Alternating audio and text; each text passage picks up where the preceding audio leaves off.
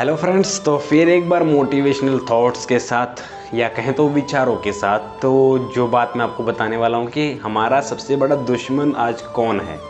तो मैं आपको इस वीडियो के ज़रिए ही बताऊँगा कि हमारा सबसे बड़ा दुश्मन आज कौन है। क्या हमारे फ्रेंड्स हैं? क्या हमारे पेरेंट्स हैं? क्या आसपास के लोग हैं, हमारे पड़ोसी? क्या हमारे जो रिलेटिव्स हैं वो हैं? क्या हमारे टीचर्स हैं? तो कहना आपको ये चाहूँगा कि हमें लग रहा होता है, हमें ये फील हो रहा होता है कि वो मेरे बारे में सही नहीं सोच रहा, ये मेरे लिए अच्छा नहीं कर रहा या मेरे लिए अच्छा नहीं चाह रहा। कई बार हमें अपने पेरेंट्स पे भी गुस्सा आता है, उनकी बातों पर, उनके विचारों पर आता है। किसी की भी बात हो, किसी को भी आ जाता है कई बार किसी कारणवश। और कई बार हमें हमारे टीचर्स की बातों भी अच्छी नहीं लगती, उनसे भी हम परेशान होते हैं, उनकी बातों पर हमें गुस्सा आता है। कई बार हमारे रिलेटिव्स आते हैं हमारे घर, कुछ ऐसा बोल जाते हैं जो हमें अच्छा नहीं लगता।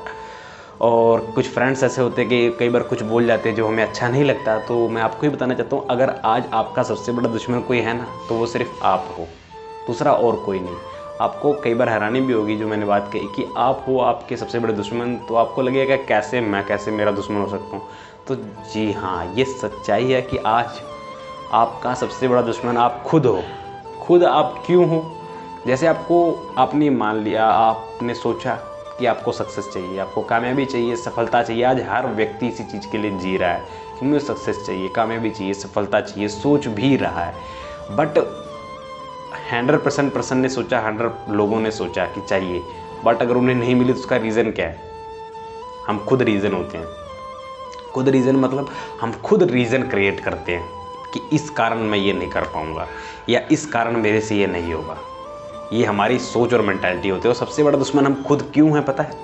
जैसे मान लीजिए कि आपको पता है आपका एग्ज़ाम है, आपको पता है कि पढ़ाई करने से आप एग्ज़ाम में पास होंगे और काफ़ी ज़्यादा कॉन्सेंट्रेट होकर रेगुलर एनुअल प्रिपरेशन करने से आप टॉप भी कर सकते हैं। आपको ये चीज़ पता है और आपको ये भी पता है कि आप अगर दिन लगा के दिनों रात पढ़ेंगे तो आप सबसे नंबर 1 पे खड़ेंगे, मतलब फर्स्ट डिवीज़न हासिल करेंगे या फर्स्ट रैंक हासिल करेंगे, ये भी आपको पता है। बट हमें वो चीज़ क्यों नहीं मिलती? क्योंकि हम अपने सबसे बड़े दुश्मन हैं। क्यों, कैसे बता रहा हूँ।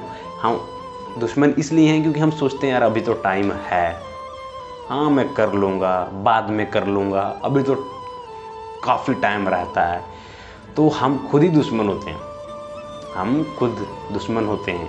चलिए एक एग्जांपल देता हूँ। आप पेपर में गए, आपने अपने फ्रेंड से, आपके आगे बैठा है या आपके पीछे बैठा है, हर किसी के आगे पीछे कोई ना कोई बैठता है, वो आप उससे फ्रेंडशिप है, दोस्त है आपका। आपने उससे पूछा कि भाई क्वेश्चन 3 का आंसर बता या क्वेश्चन 7 का आंसर बता, और उसने नहीं बताया, तो आपको लगेगा कि क्या कर रहा है यार, ये कितना ख़राब है, एक आंसर नहीं बता सकता। तो सोचिए आपको ख़राब लगा, कितना ख़राब लगा आपको ये चीज़ कि उसने मुझे आंसर क्यों नहीं दिया। मैंने तो उसका कुछ किया भी नहीं, आंसर नहीं दिया।